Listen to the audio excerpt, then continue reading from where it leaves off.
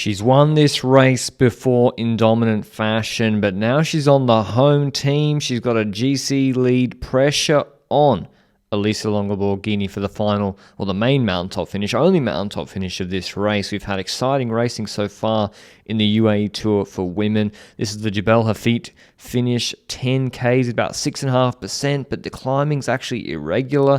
There's a short descent at the end. A lot of the climbing's 9-10%, and she's in the leader's jersey. Oh no, she's not actually. Lorena Wiebes was in the leader's jersey. Pauline Ferrand-Prévot looking to see how she would go on the uphill test. But yeah, Elisa Longo Borghini was the best placed GC rider by over a minute because of her coup in the crosswinds yesterday. There was also a bit of crosswind action in this stage as well. A breakaway eventually did go with Hannah Ludwig, Zanko, and Yankosova. Hannah Ludwig actually was like 13th on the feet last year. She was trying to sneak in a break and hope they forgot how good a climber she was.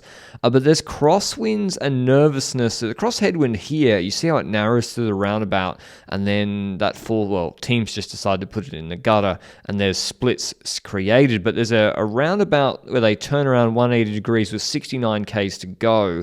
And that is where actually it looks a bit risky. And you see Movistar, I think with Karis Lloyd, their Neopro, doing a great lead out into that roundabout, bringing them into front position. They turn around, now they've got cross tailwind. So we saw the carnage yesterday in the Al Mirfa stage. That was hugely decisive for GC. Basically wrapped it up for Elisa Longo Borghini. But now we have more crosswind splits, and you see she's on the receiving end now. Her teammates are bringing her up the gutter, trying to make the first echelon with Ferrand-Prévot. Riders getting spat off the back, and there's splits. Once again, Wiebes makes it. Not so many GC riders. No Lebu. There is ELB. No Marcus. So nothing happens. The other teams Trek chase it down. The crosswinds weren't as strong. They were in more of a built-up area today. And we all come in to the base of Jebel Hafit together, except for a few riders off the back and the remnants of the late attack. But what would UAE ADQ do? And the answer is they don't really have to do too much. Put Persico on the front with 9Ks to go, big peloton, and she just grinds them into the dust. She starts with a group of 35, and this is, again, like the pull that Regalini used to do, the Italian compatriot of Elisa Longo Borghini on Trek. Well, now she's got another Italian who's also been top 10 on her feet before, Silvia Persico, and she's dropping everybody. Wiebes, Swinkels, who was their teammate as well, who was up there on GC.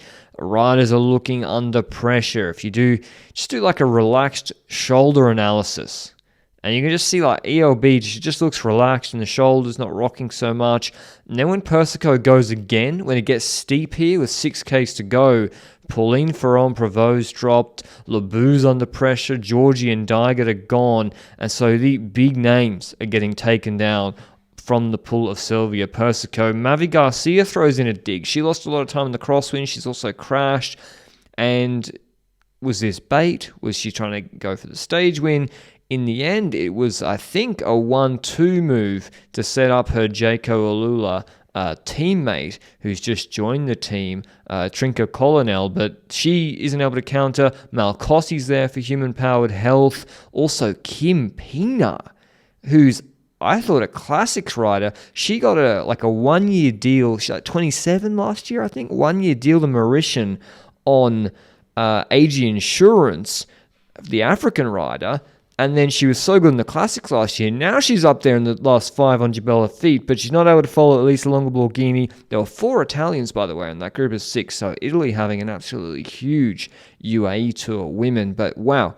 Elisa Longo Borghini has not put a foot wrong this week. You know, there would have been big pressure on her. New team, big signing. She's won this race before on Trek, and you got to deliver, and she does. She delivered in the crosswinds yesterday herself, pulling that echelon, and she showed that she's got that strength uphill too. Comes here in great shape.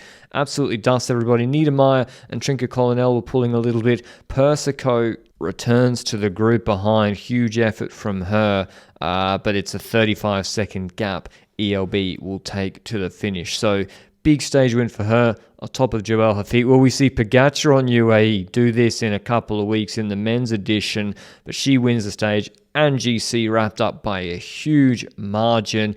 and Malcotti launches it. Trinca Colonel on a wheel. Pina tries to go early, but then Silvia Persico. In the sprint here, you want to be first through the left-hand bend, and Persico is to make it a UAE team ADQ 1-2, as well as being, I think, a 1-2 on GC. I have to check where Persico came in the crosswinds. She finishes second behind her teammate, then Lecourt, Trinca Colonel, Malcotti, Niedermayer, Miamont, Vinca, Stiassny, and Garcia rounding out the top 10. Here's what ELB had to say after the stage. Yes, we can really call it a masterpiece from UAE Team ADQ. Today we had a clear goal, and it was the victory and the red jersey. All the team did amazing. There was a moment where Silvia and I were caught out of the main echelon, and Backstead brought us back like within a second, and then the whole team committed to position us in the best, in the best position possible into the climb. After that, you saw it. Persico just rode a good tempo, and I felt very comfortable the whole climb. And when I felt like it was the time, I just attacked and went full. This was a crazy day.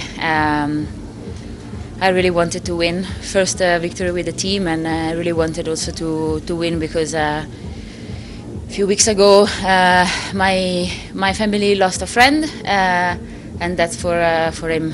And we are pretty happy with the entire performance of Team UAE ADQ.